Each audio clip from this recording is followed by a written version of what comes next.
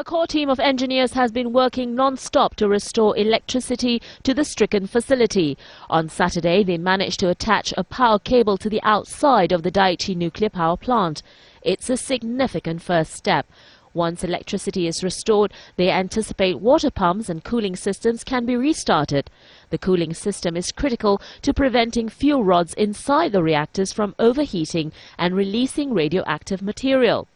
On the outside, firefighters are employing a 22-meter-high water cannon to cool the severely damaged reactor number 3, currently considered the most critical. Should all this fail, one option remains under consideration: to bury the sprawling 40-year-old plant under sand and concrete. This method was used to seal huge leaks during the 1986 Chernobyl disaster, the world's worst nuclear reactor incident. Japan has already raised the radiation threat level from 4 to 5. That's just 2 notches lower than the Chernobyl episode. Adding to growing worries of radiation poisoning, the government for the first time on Saturday admitted that spinach and milk from areas near the exclusion zone had increased levels of radiation. Fukushima We have received reports that radiation levels which are above the levels acceptable by food safety laws has been detected in samples of milk from Fukushima Prefecture and spinach from Ibaraki Prefecture. But he maintained that there was no health risk at present. Still, the fears remain, prompting thousands of foreigners to flee Japan. It is dangerous in Japan now. Hundreds of Americans are also heeding a government advice to leave Japan and will be flown home on a plane chartered by their government. Yeah, we're 100 kilometers away from the radiation, and Sendai is starting to register some radiation already, and that's a major concern for me. But there is little choice or respite for those who cannot leave the country. Many Japanese evacuees have been critical of the way their government has handled matters.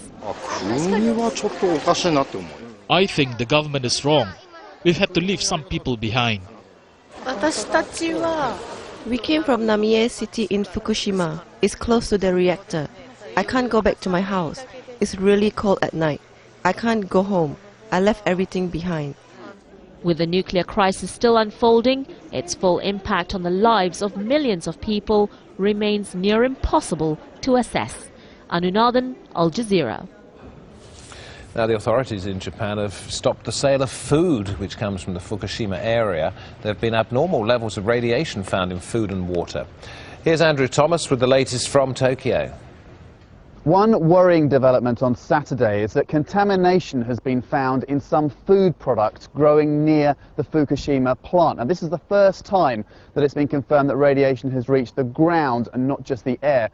It's spinach and it's milk at this stage, not high-level radiation. You'd need to drink milk every day for a year to get the equivalent of 1 CT scans worth of radiation, but nevertheless significant that it is there.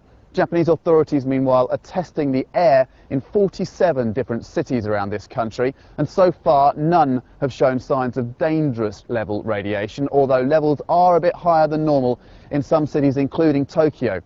The area between Tokyo and the nuclear plant had 2 big aftershocks on Saturday, one at 5.9 and one at 6.1 on the Richter scale. The authorities that run the nuclear power plant say that plant wasn't damaged any further by that quake, but it just shows the sorts of conditions which they're having to operate under.